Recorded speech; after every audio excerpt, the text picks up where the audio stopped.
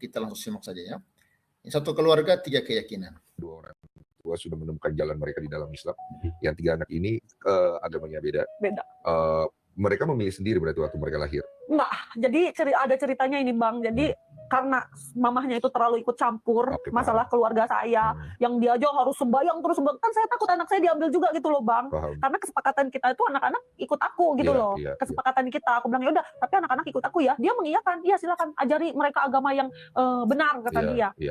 Jadi anak aku tuh aku pesantrenin, aku sekolah Islam, sampai akhirnya anak sekecil itu tuh dibully Bang. Aku nggak tahu aku salah masukin. Dibully kenapa?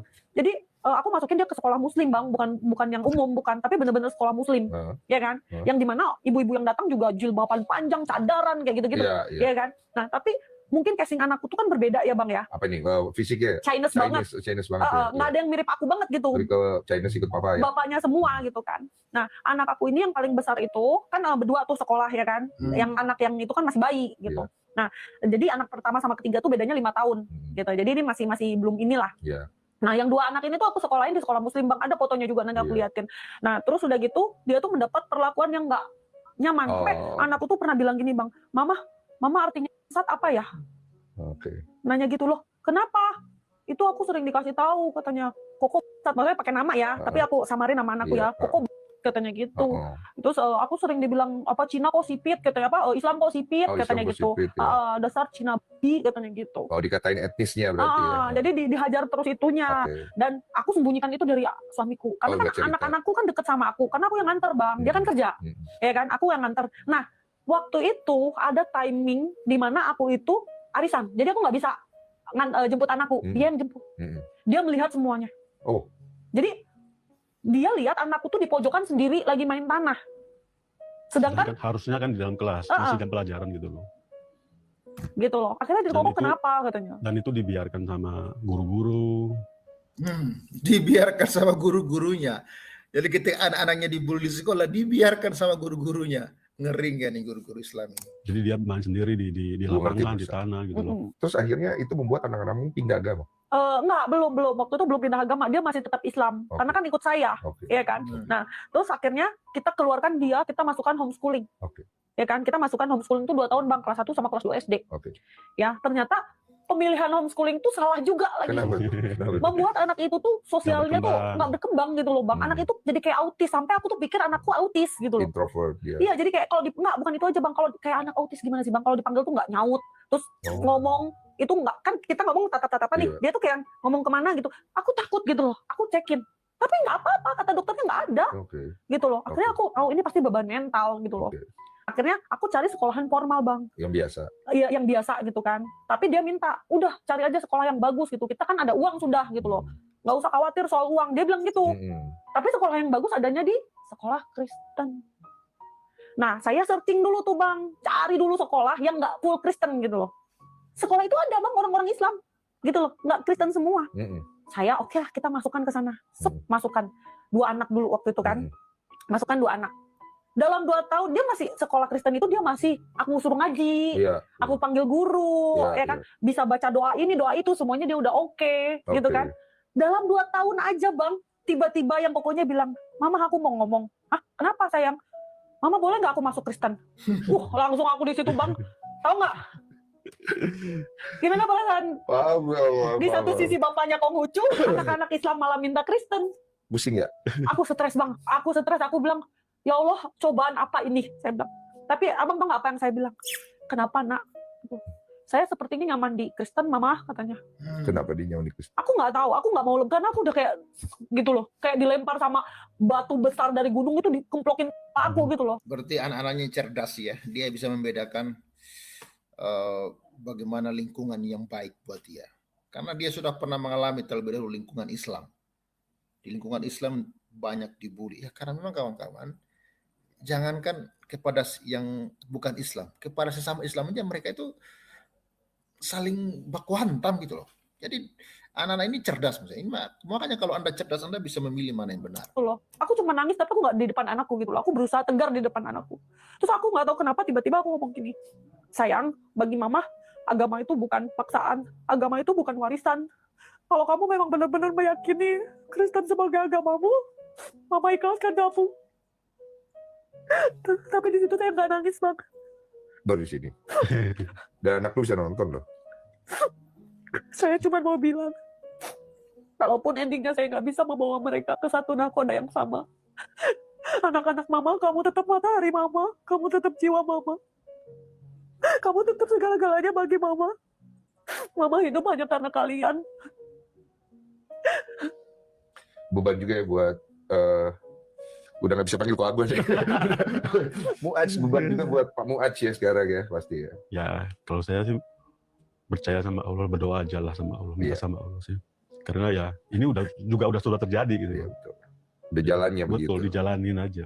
Iya, dan tidak bisa juga kita bersikap lebih daripada itu karena Betul. hanya akan memperkeruh dan memperburuk semuanya ya. Saya juga gak mau anak-anak nanti anggapannya mama papa setelah hijrah mualaf apa gini kok jadi keras sama mereka. Aku gak mau gitu. Iya, karena nanti kesannya Islamnya jadi Betul. Islam yang keras. Jadi Keras. takutnya nanti selama yang waktu kecil mereka alami ternyata orang tuaku juga begitu. Kita Nah nggak itu mau. bahaya. dan kita agama nggak itu kan mau. sensitif sekali. Betul. Bahkan aku sempat bilang sama anak-anak, ya kemarin kan sempat ada debat-debat juga sedikit sama bapaknya kan. Kita bukan lagi ngomongin itu, kita lagi makan nih berlima, lagi makan di meja makan biasa. Kira-kira ya Ibu Sylvia ini kalau misalnya suaminya minta kawin lagi, dia kasih nggak ya? Ya karena kan di dalam Islam kan boleh ya suami itu kawin lagi kan, 2, 3, 4 istri ya. Kalau Anda nggak rela suami mau kawin lagi, berarti ya dipertanyakan juga Islammu ini ya. Kita lagi ngomongin kajian sama bapaknya, tapi di depan anak-anak. Tiba-tiba dipotong sama anak yang paling besar. Tapi mama nggak paksa kita masuk Islam kan gitu. Oh, mereka udah takut sendiri. Udah takut sendiri. Padahal kita tuh lagi nggak ngomongin mereka gitu loh. Kita Iya. lagi ngomongin kajian. Loh, emang mama cerita apa tadi? Perasaan mama lagi ngomong sama papa deh. Jadi kita berusaha tegar di depan mereka dan tidak menekan mereka.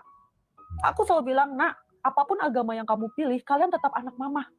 Kita hanya berbeda keyakinan saja gitu loh. Iya, cuma kan mereka takut. Iya, mereka takut. Terus, tapi aku ada pernah bilang juga, walaupun kalian boleh memilih apa yang kalian yakini, tapi boleh kan mama papa berharap gitu loh. Cuma kan permasalahannya adalah mereka terluka.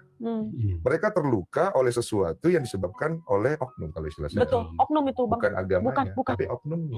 Oknumnya banyak ya. Ya oknumnya banyak kawan-kawan. Dan banyak oknum-oknum seperti ini beredar bukan hanya di dunia nyata, tapi di sosial media. Betul. Bahkan kalian saya yakin pasti banyak sekali dihujat karena anak kalian berbeda keyakinan dengan kalian. Seolah-olah kalian orang tua yang tidak bertanggung jawab terhadap Betul, itu betul. Jadi kan kalau kita bicara masalahnya kan cuma masalah duniawi doang. Betul. Iya. Masalah di mana perspektif orang terhadap agama A dan B yang dikarenakan banyak kekecewaan dan sakit hati karena saling melukai. Ya itu kawan-kawan sepenggal aja ya kisah dari anak-anaknya ini ya, Silviana Tan yang rupanya sudah tiga-tiganya sekaligus masuk Kristen karena mereka merasa nyaman di Kristen. Ya kita doakan ya semoga mereka menjadi orang Kristen yang baik ya. Bahkan mereka bisa menjadi berkat untuk orang tua mereka karena saat ini orang tuanya itu Muslim, tapi menurut saya masih Islam abangan ya. Belum, kalau mereka sudah benar-benar Islam itu beda ya, beda. Pasti karena ajaran Islam mengatakan ini hukum Islam, ajaran Islam. Kalau bahkan ini disampaikan sendiri oleh siapa namanya itu Dani ya, bahkan oleh Arul Somad ya. Kalau anak ada kalau keluar dari Islam itu hukumannya mati. Jadi menurut saya mereka ini belum Islam yang benar-benar Islam gitu loh. Kalau mereka benar-benar Islam, waduh, sampai 3 anaknya meninggalkan Islam itu, waduh, jadi apa tuh kawan-kawannya? Jadi menurut saya mereka ini belum benar-benar mendalami ajaran Islam, ya. Karena dalam ajaran Islam, kalau ada yang murtad itu ya hukumannya mati sebenarnya, ya. Dan bahkan si Dani Muslim dulu ya, yang sering masuk di YouTube itu, dia mengatakan kalau anak saya murtad ya saya bunuh kata dia gitu kan. Ya, jadi itu dulu deh kawan-kawan. Kalau Anda suka dengan video ini, Anda bantu viralkan. Iya, shalom teman-teman semua. Terima kasih sudah menonton video ini dan kiranya video ini menjadi pelajaran bagi kita semua di mana kita melihat kesaksian dari Ibu Sylvia, melihat anaknya sudah dibully di sekolah-sekolah yang dimana itu sekolah keagamaan, dan mereka tidak nyaman, dan bahkan mereka mulai mencari sekolah yang membuat mereka bisa nyaman, teman-teman. Dan ternyata sekolah tersebut adalah milik Kristen, dan itulah yang bisa membuat kenyamanan bagi mereka. Setelah mereka merasa nyaman di sekolah tersebut, sehingga mereka mengambil keputusan bahwa mereka siap untuk menjadi Kristen, bahkan mereka sudah menjadi Kristen, teman-teman ya. Dan biarlah kiranya apa yang menjadi pilihan dari ketiga anaknya sekaligus sudah mengikuti Yesus itu bisa menjadi berkat ya, menjadi berkat bagi orang tuanya juga. Justru kita doakan bagaimana supaya kedua orang tuanya juga mendapat hidayah untuk bisa mengenal jalan kebenaran, yaitu Yesus Kristus. Mereka sadar bahwa hanyalah di dalam Yesus ada kenyamanan hidup. Kenapa? Karena umatnya pun diajarkan untuk berbuat kasih, untuk tidak membalas kejahatan dengan kejahatan, untuk tidak melakukan penganiayaan terhadap siapapun. Justru kita disuruh untuk mendoakan musuh kita, bahkan orang-orang yang menganiaya kita. Itu ajaran Yesus yang memang tak pernah didapatkan dari ajaran agama manapun, teman-temannya. Jadi wajar saja ya teman-teman kalau anaknya itu memilih pengajaran-pengajaran yang membuat mereka lebih nyaman dan mungkin lebih rasional menurut mereka. Kenapa? Karena mereka melihat bagaimana kehidupan mereka dalam sekolah keagamaan mereka sendiri itu justru ada ketidaknyamanan. Bahkan ketika mereka dibully, justru kesaksian yang kita dengar tadi, guru-gurunya pun membiarkan terjadi bulian itu kepada mereka. Apalagi bagi yang berbeda keyakinan dengan mereka ya, yang sesama keyakinan saja, seiman saja, satu agama saja, itu masih terjadi yang namanya bulian. Nah, teman-teman, kita mendoakan mereka, dan biarlah mereka menjadi saksi bagi banyak orang dari apa yang mereka alami, dari apa yang mereka pahami, dari apa yang mereka mengerti tentang ajaran Kristus, dan kiranya makin hari mereka makin mendalami kebenaran kitab suci itu. Dan biarlah kiranya Roh Kudus menuntun mereka, dan mereka diberi keberanian untuk bersaksi di hadapan kedua orang tuanya, bahkan keluarga-keluarga mereka yang lain, supaya mereka semua bisa mengenal jalan kebenaran di dalam Kristus Yesus. Karena di luar Yesus tidak ada kehidupan yang kekal, karena Yesus berkata Dia akan memberikan hidup yang kekal bagi mereka yang percaya. Itu saja yang perlu saya sampaikan kepada kita semua. Kiranya Tuhan Yesus memberkati kita semua. Shalom.